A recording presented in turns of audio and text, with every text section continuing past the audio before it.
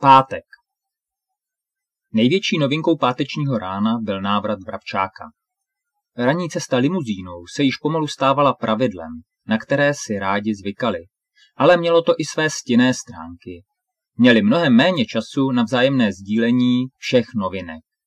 Jeden přes druhého se snažili varovat a vysvětlit Vrabčákovi, co je omega a jaké mají s ní osobní zkušenosti, ale prostě na to bylo příliš málo času. Bylo skoro s podivem, že se dostal ke slovu i Vrabčák, aby jim sdělil svou novinku. V lesích za Sodomou je lovecký srub. Několikrát jsem tam s otcem přespával, ale teď chce, abych tam přespal úplně bez něho, jako zkoušku odvahy. Ale mohu si vzít sebou kamarády. Kdo z vás by šel? Bude to na celý víkend. Rozhlédl se po ostatních, když limuzína parkovala před školou. Já každopádně. Pokud mohu vypadnout z domu, tak jsem pro. Byla Kavka první, která se přihlásila. Vrabčák se usmál. Doufal, že Kavka půjde. Byli v podstatě sousedé, i když bydlel ve vedlejším vchodu stejného paneláku, měli společnou stěnu bytu a balkóny vedle sebe. A znal, jak těžké to mají dvojčata s otcem, ale byl tu ještě jeden důvod. Kavka byla prostě fajn.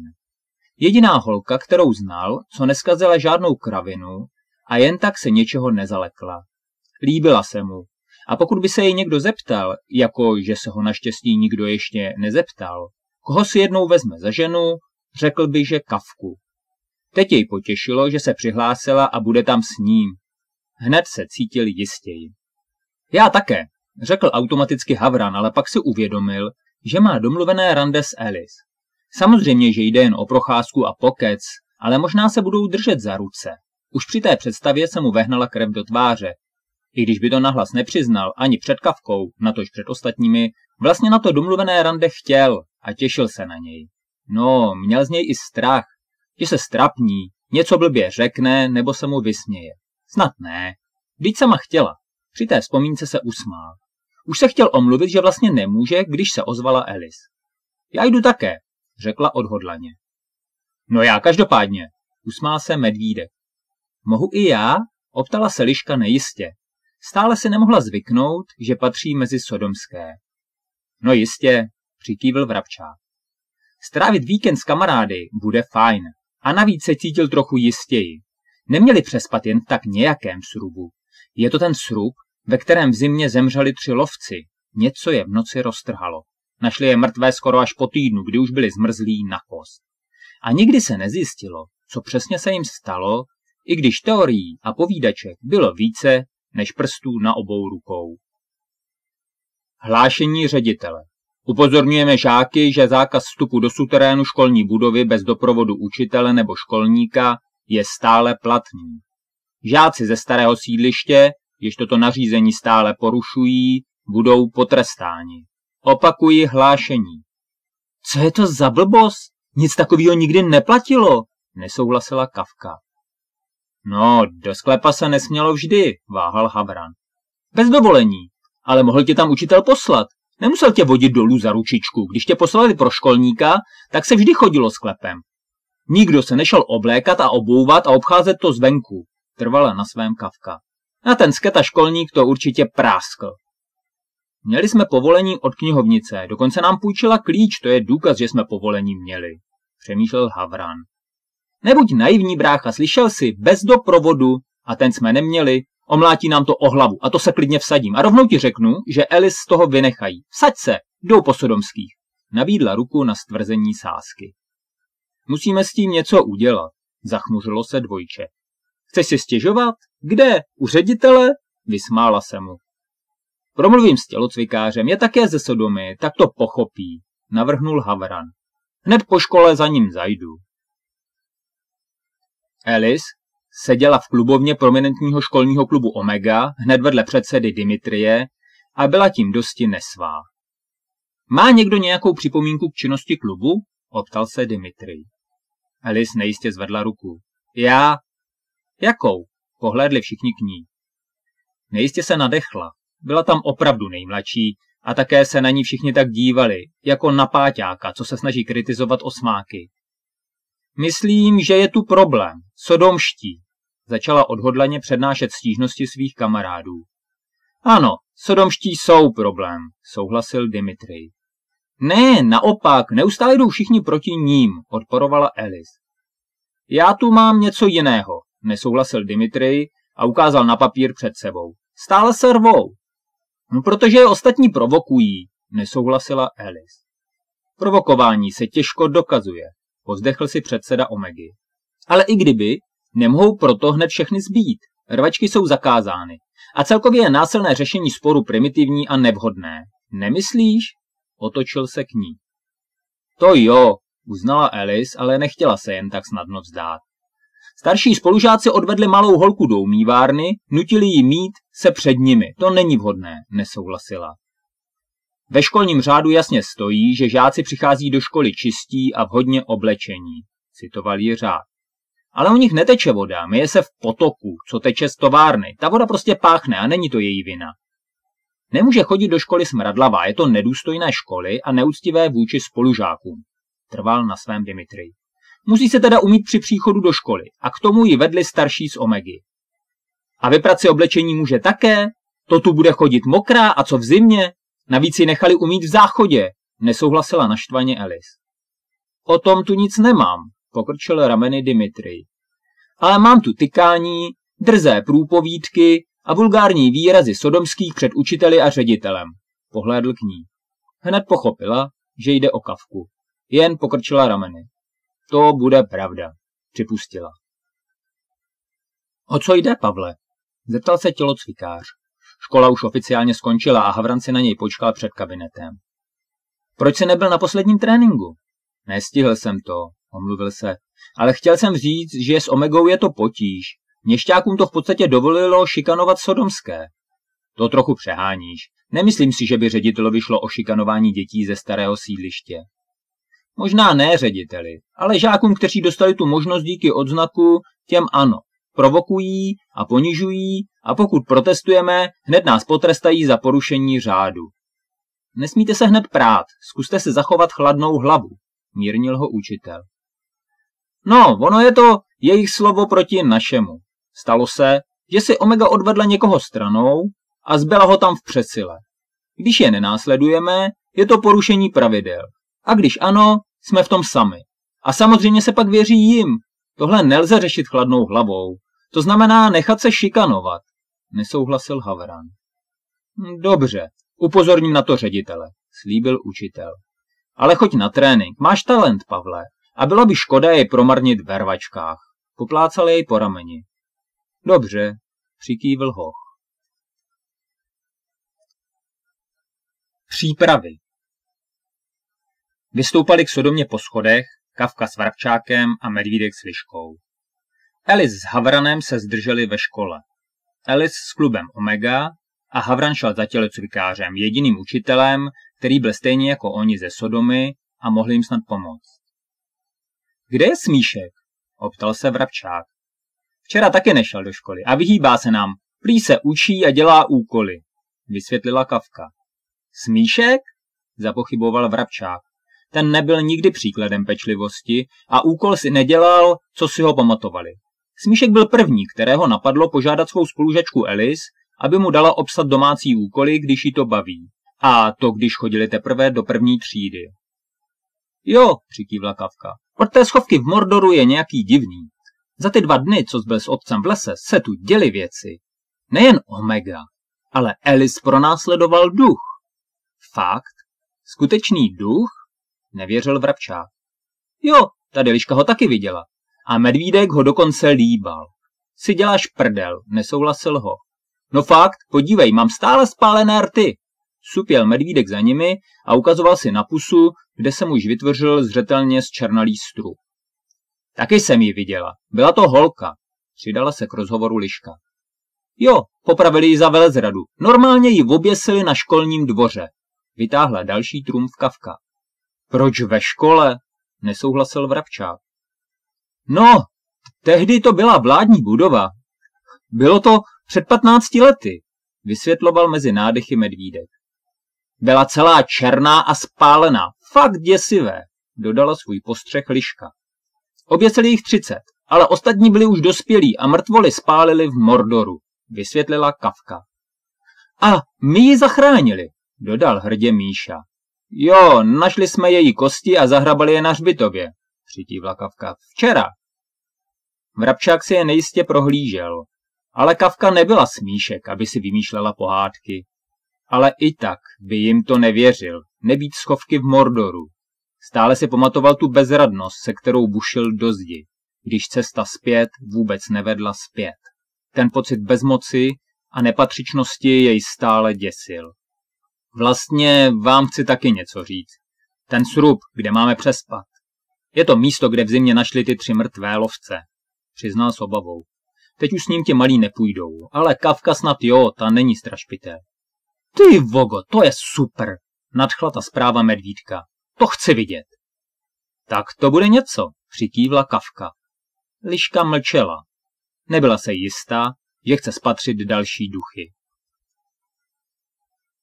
Zbalit se na celý víkend, to bylo pro Ninu snadné.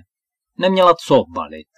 Převlékla se ze školních šatů do svého jediného oblečení na ven, na noc nic nenosila a zbalila z postele masku a deku na spaní. Pak vytrhla jeden list ze sešitu a napsala babičce vzkaz, kde je a s kým a kdy se vrátí. Byla připravená. Kafka odemkla byt a hned zaslechla otcovo chrápání. Televize ještě jela a on spí. Má štěstí. Od posledního výprasku se mu raději vyhýbala. Zašla do vedlejšího pokoje a vyndala spod postele bráchovu sportovní tašku. Do ní naházela své oblečení a prádlo a pak Havranovo. Z koupelny hygienické potřeby a jejich tajnou lékárničku. Ještě stáhla deky z postelí a nacpala je navrch. Byla zbalená. Jakoby odcházela na dobro. Ta myšlenka byla úžasně omamná. Prostě se zbalit a odejít už navždy. Nikdo je hledat nebude. No samozřejmě, že bude. Nebuď naivní jak brácha, šeptavě se okřikla Odra. Dostává na nás přídavky od státu, bez nás by měl úplný hovno, jasně, že by nás hledal. Vytáhla tady papír a napsala vzkaz. Na víkend máme školní akci, vrátíme se v neděli, Odra a Pavel. Ještě by to chtělo nůž, vzdychla. Do lesa je dobrý mít pořádný nůž, ale to musí do kuchyně. Opatrně otevřela dveře a nahlédla dovnitř. Po zemi ležely prázdné lahve od piva, musela dávat pozor, kam šlape. Svůj dopis položila vedle ovladače a pak z kuchyňské zásuvky vytáhla největší nůž. Kdyby pozbírala lahve, mohla by koupit i něco v Konzumu, jenže na to neměla odvahu. Stačí jediná chyba a probudí se. Ne, to bylo příliš riskantní. Vzala zbytek starého chleba a z lednici sklenici sádla. S celým lupem se vyplížila ven. Se sešity ještě zašla za Smíškem. Nemínila se jen tak vzdát. Byl to jejich kamarád, alespoň ještě před pár dny ano, než ho našli na tom podivném místě v Mordoru. Zazvonila dole na zvonek. Ano, ozval se ženský hlas. Jeho máma, došlo Kafce. Dobrý den, nesu Smíškovi úkoly, vysvětlila. Hned jsem dole, slíbil ten hlas a reproduktor u vchodu umlkl. Za chvíli se otevřely vchodové dveře paneláku. Smíškova máma na ní přísně pohlédla. Ty jsi Maximovna Pavlovič, zařadila si ji. Odra, doplnila. Jinak by to znamenalo jen Sita Maximovic holka. A přinesla jsem Smíškovi úkoly ze školy. Dobře, převzala sešity. Ty s ní ale nejsi ve třídě, znejistila. Ne, ale stavila jsem se pro ně. Co je Smíškovi, je nemocný? Ano, je nemocný, pravila úsečně žena a zavřela bez rozloučení dveře. Kafka tam ještě chvíli bezradně stála. To bylo divný, zašeptala sama pro sebe. Jakoby nechtěla, aby se k Smíškovi kdokoliv dostal. Možná by mu měla příště do sešitu napsat vzkaz, nebo se protlačí dovnitř, že ho musí naučit nějakou novou látku. Určitě s tím musí něco udělat, ale až se vrátí ze srubu. Medvídka prý mamka nepustí, oznámila Liška Havranovi, když jej limuzína Elis vyhodila u altánu. Zvonila jsem na něj a prej je na to ještě malý. Zatím se pochybovalo spíše o Elis. Její rodiče asi nebudou souhlasit s výletem na celý víkend do lesa, když ji nenechají jít samotnou ani dolů do školy. Zkusím to zařídit. Zvedl se Havrán a přešel k nejbližšímu vchodu. Svým klíčem otevřel vchod a vyběhl do 4. patra. Jeho klíč nebyl od těchto dveří, a když jste věděli, jak jej z boku strčit, fungovalo to. Teda, když nebylo úplně zamčeno. Zazvonil a nasadil svůj důvěryhodný úsměv. Dobrý den, jsem Pavel Pavlovič, Míšův kamarád, představil se. Otcovo přízvisko raději vynechal. Každý v Sodomě věděl, že je to flákač a ochlasta. Přišel jsem vás požádat, zda by mohl jít Míša s námi. Je to jen takový výlet s přespáním ve srubu, vůbec nejde o nic nebezpečného, jen se naučit trochu samostatnosti. V té chatě je vše, co bude potřeba, a jde s námi dospělý. V případě mu pomůžeme, počítáme s tím, je tam hned několik dětí jeho věku. To už trochu lhal a doufal, že je nebude muset jmenovat. Opravdu? Optala se paní Prigožinová váhavě. Ano, půjde s námi i Alisa Smirnov, vytáhl Trumf. Těžko si představit, že by mohlo jít o něco nebezpečného, pokud tam pustí Alice. No a co mu mám zbalit sebou? Optala se starostlivě. Postačí nějaké náhradní oblečení, nějakou deku a trochu jídla, odpověděl s uklidňujícím úsměvem někoho zodpovědného, kdo se o vše postará.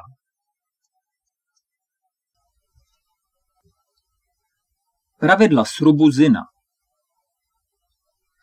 Předně musíme říct, že Alexandr Dalajka byl zkušený lovec a vedl svého syna k znalosti lesa a přežití jako zálesáka. Proto byl trochu překvapen tou skupinou dětí, která na něj čekala u altánu. Ten malý tlouštík má batoh, jako by tam měli být nejméně týden. Holčička vedle, dle masky to bude ta, co jí říkají Liška, nemá ani boty a deku drží zmuchlanou jen tak v náruči. Ta brýlatá má zase jen lehké letní šaty a růžový baťůžek na zádech, který ani není zvyklá nosit. Daleko s ním nedojde, už teď si ho neustále posouvá po zádech a to ještě ani nevyrazili. Pavlovic dvojčata jako jediní vypadají připraveni na víkend v lese, a to přesto, že mají vše zbaleno ve sportovní tašce. Což je u dětí toho násosky docela překvapivé. No a samozřejmě je tu jeho syn. Řekli jste doma, kde budete? Optal se jich velitelsky. Všichni okamžitě přikývli. Ve skutečnosti to v té chvíli věděla jen mamka Medvídka.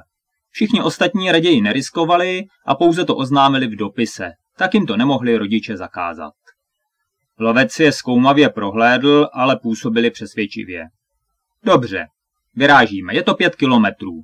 Přikývl nakonec a narovnal si na zádech svůj batoh a kulovnici, po které děti zálibně pokukovaly. I kdyby doma nic neřekli, Sodoma je mikrosvět sám pro sebe, ve kterém se věci neutají. Až tenhle školní výlet projde sídlištěm, bude každý vědět, kdo s ním šel. A v Konzumu vědí, kam a na jak dlouho vyráží. Byl to zvyk, nechat informaci o sobě, než vyrazí do lesů, kdyby se něco stalo. I když tentokrát jde v podstatě jen za humna. Žádný problémy nečekal. Pokud bude mít nějaký z rodičů problém, může si pro děcko zajít. V Sodomě se děti brali spíše jako haranti, co je s nimi potíž a musíte to krmit, co mají hlavně neotravovat s tím, že vše důležité je naučí život. A i když Dalajka svého syna osobně zasvěcoval do lovu, určitou tvrdost ve výchově zastával i on. Kdo není připraven, má trpět. Po 1. kilometru vzala věci dvojčat Kavka a růžový baťůžek Alice nesl Havran. Všichni se těšili a nadšeně na sebe pokřikovali, čímž plašili zvěř v širém okolí. Lovec se je snažil několikrát stišit, ale nakonec to vzdal. Stejně měl v plánu je nechat ve srubu a sám jít přes noc mnohem dál do lesa. Nadšení jim dodávalo sil, i když se na jeho vkus stáhli zbytečně pomalu. Ale s příchodem večera dospěli bez potíží k srubu Zina, jak stálo vyryto na jeho průčelí. Každý lovecký srub má své jméno, ženské jméno, je to dávný zvyk. A také to usnadňovalo orientaci. Zina byl spíše střední přízemní srub s velkou krytou verandou a dřevníkem s baňou ze zadu, ale na tu bylo stále teplo. Srub byl na kamenné podezdívce a pod sklepem, proto působil mohutně. Lovec otevřel dveře a okenice, aby jej nechal vyvětrat, zatímco děti nadšeně vtrhly dovnitř prozkoumat své nové království. Srub měl zdobené okenice i trámový v tradičním lidovém stylu, jinak byl zařízen střídmě, kamna, velký masivní stůl s lavicemi, medvědí kožešina na dřevěné podlaze a 2 patrové postele u stěny. Já spím dole, zamlouvala si hned Kavka. Já budu spát na kožešině, prohlásil sebejistě medvídek. Kdo chce také? Optal se nadšeně. Já také, přikývla Alice, čímž vyvedla z míry jak Míšu, tak Havrana. Ani jeden s ničím takovým nepočítal. Já nechci být sama, žadonila Liška napůl vyděšeně. Byla poprvé na noci jinde než chatrči a teď znejistěla. Z jejího pohledu byl srub obrovský a postel byla taky velká, již při pohledu na ní se cítila ztracená. Můžeš spát se mnou, navrhla Kafka a ukázala přes rameno k posteli, na níž stála sportovní taška dvojčat. Liška vděčně přikývla a položila si tam deku. Madrace byla příjemně měkká. Je tu i sklep, oznámila Kafka a seběhla po prudkých schodech ke dveřím dole. Nebyly zamčené, tak nahlédla dovnitř. Ale je tam jen harampádí, povzdechla si zklamaně. Tak, o mladino, tohle bude na celý víkend vaše království, vstoupil lovec do srubu. A každý srub má svá pravidla. Ukázal na papír, který byl připíchnut na stěně vedle kamen. Někteří z vás to možná ví, někteří možná ne, ale v tomhle srubu v zimě co si roztrhalo 3 lovce. Nikdy se nezjistilo, co se stalo. Závora byla zavřená zevnitř, žádné stopy násilného vniknutí, ale říká se, že porušili pravidla srubu a ten je pak přestal chránit. Ukázal významně k papíru na stěně. Všechny děti přistoupily blíže. Pravidla srubu Zina. Čistota. Udržujte pořádek ve srubu. Před spaním se pořádně umýt. Soulad. Žádné hádky, rvačky a kňourání.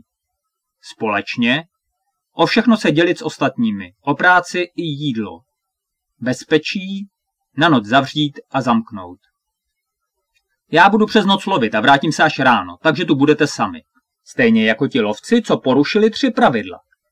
Jediné, které dodrželi, bylo, že se zamkli. 3 pravidla, 3 mrtví. Neudělejte stejnou chybu, požádal je vážně. Takže se uvidíme zítra.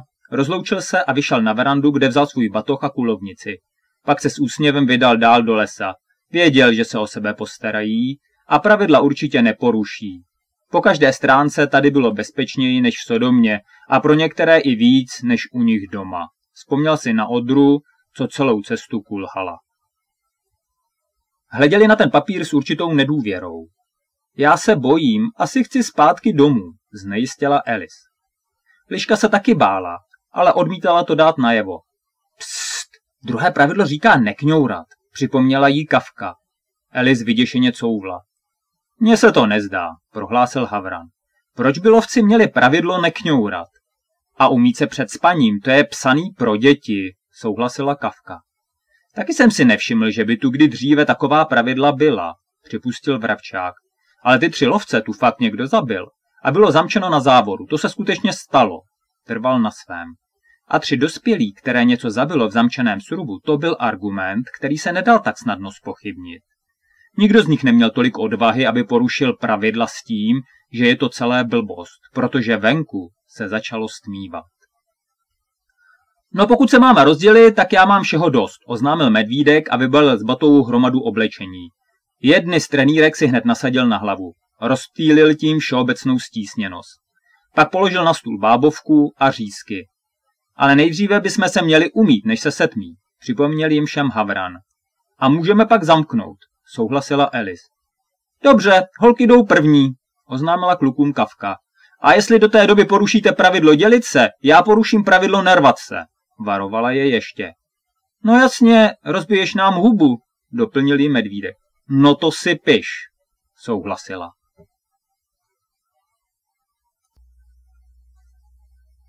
Večer ve srubu. Alice si vybalila ze svého růžového batohu noční košili. Nina na ní nevěřícně zírala. Nic tak krásného nikdy dříve neviděla. Byla dlouhá a sněhově bílá s růžovým jemným lemováním kolem rukávů do tvaru květin. To je krása, šaty pro princeznu? Překvapeně si ji prohlédla. Moje noční košile, na noc, vysvětlila potěšena pochvalou Alice. Tuhle mám nejradši, ale mám ještě modrou a pak celou růžovou.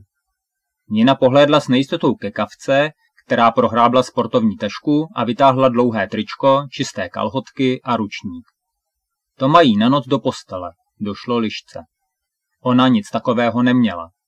Každý večer se myla v potoce a pak nahá přeběhla zpátky do chatrče a zalezla do postele. V létě i v zimě, po celý rok. Ona spala nahá a ani nevěděla, že něco jako oblečení do postele existuje. Vlastně jí to v první chvíli přišlo i absurdní. Proč spát oblečená? Jenže v chatrči byla sama jen s babičkou. Tady budou kluci, tady nemůže spát nahá, to by se styděla. Takže v čem bude spát? Jediné své tričko měla zrovna na sobě a bylo už dost špinavé. Vyděšeně se rozhlédla po ostatních. Zůstat nahá, to by před nimi ještě nikdy nebyla a asi by se jí smáli. Musí to nějak vyřešit. Přešla k Medvídkovi. Půjčil bys mi tričko? Jen na spaní na noc, já nic nemám, požádala ho. Míšek ní zhlédl a v rozpacích zčervenal, když si uvědomil, co tím myslí. Vyhrabal z batohu jedno ze svých triček a podal jí ho, mlčky. Chtěl něco říct, že jí rád půjčí tričko, stejně mu jich máma zbalila moc a zelené je už mu docela malé a jí se hodí k vlasům, ale raději mlčel. V tom si byl víc jist. Dík, špitla liška a rozběhla se za holkami k potoku pod srubem. Alice klečela na molu jen v košilce a kalhotkách a jednou rukou nabrala vodu. Je studená, kňouravě protestovala. Pak si opatrně šplíchla na obličej jen tak trochu na každou stranu a spokojena s výsledkem vyndala ručník. Už byla umytá. Kafka ze sebe schodila džíny, tričko i prádlo a nahá skočila do vody. V mělkém korytu potoka byla postavena hráz a tak tam bylo vody až po pás. Je teplejší než doma, vynořila se spokojeně. Rozvalila se na hladině a plivala vodu do vzduchu, nadšena tím, že je tak daleko od domova. Cítila se svobodně. Kafka je už krásná holka, povzdechla si Nina a vysvlékla se. To ona je opravdu ještě stále malé čurdě. Sotva jí začaly trochu růst prsa. Posadila se na kraj mola vedle Alice a sklouzla dolů. Voda byla osvěžující a voněla lesem. Vydrhla si hlavu i tělo od potu cesty a vylezla zpátky na molo k Alice. Pak se dala do praní své sukně a trička. Tahle voda byla čistší, tak toho chtěla využít. Po chvíli vylezla i Kafka. Na kraji mola si ždímala dlouhé vlasy. Už můžeme? Zavolal odzhora Havran. Vydržte, šmíráci, okřikla je Kafka a natáhla se k hromádce pro ručník. No, raději se už oblečte, než přijdou, varovala ostatní dvě. Nina si natáhla Medvídkovo tričko, bylo jí velké, ale naštěstí i dlouhé. Stejně už určitě šmírujete, tak pojďte, křikla Kafka ke srubu a zabalila se do ručníku. V zápětí s křikem se běhli kluci svah a jen v trenkách naskákali do vody. Hladinu rozvlnilo vlnobytí, které narazilo divoce do mola a postříkalo Ninu. Překvapeně uskočila od okraje. Pochopila, že doprala. Z kluky by skončila celá mokrá. Kam jdete? Ještě tu zůstaňte! Volali na ně Vrabčák s Havranem, když se vydali všechny tři vzhůru ke srubu. Ty nenosíš gaťky? Optala se jí Kafka po cestě. Ne, připustila Liška. Babička říká, že jsem ještě na to malé čurdě, vysvětlila popravdě. Ani jedna na to nic neřekli. Alice přemýšlela, že bydlet čarodějnici může mít plno zvláštností, a to ani nevěděla, jak blízko je pravdě. A Kafka pochybovala, jestli není Nina příliš malé čurdě na to, aby gaťky nenosila. Když se vrátili od vody kluci, Medvídek v pyžamu, Havran a Vrabčák v trenkách a volném tričku, pečlivě zabednili zpátky obě okenice a pak uzamkli dveře. Jak budem chodit čůrat, já to nevydržím celou noc. Optala se Kafka nechápavě. Ne, že by se jí chtělo za tmy opustit srub a jít ven, ale záchod byl zvenku od verandy. Je tu nočník, ukázal Havran pod první z postelí na starou plechovou nádobu. A kam ho chceš jako dát, poklepala si na čelo. To raději bude riskovat cestu ven, než aby tu seděla před kluky. Musíme zamknout, bránil se Vrabčák a ukázal na pravidla. Dáme ho dolů ke sklepu pod schody, tam vidět není, navrhnul Havran.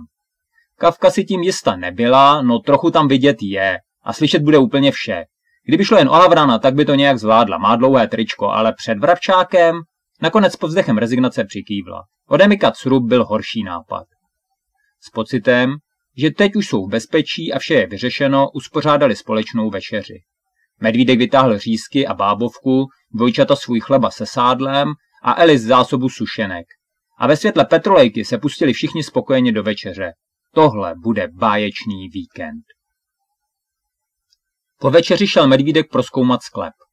Dle Kafky byl plný krámu, což pro něj znělo jako zajímavý příslib pokladů. Sklep nebyl velký a nezabíral celou plochu srubu. Dle háků na stropě sloužil spíš jako chladné místo, kam se dala uskladnit kořist v letních dnech. Přesně takových, jako byl tento. Byl tu výklenek pro alkohol, teď už jen s jednou poloprázdnou lahví vodky. Vypadala tam dost osaměle.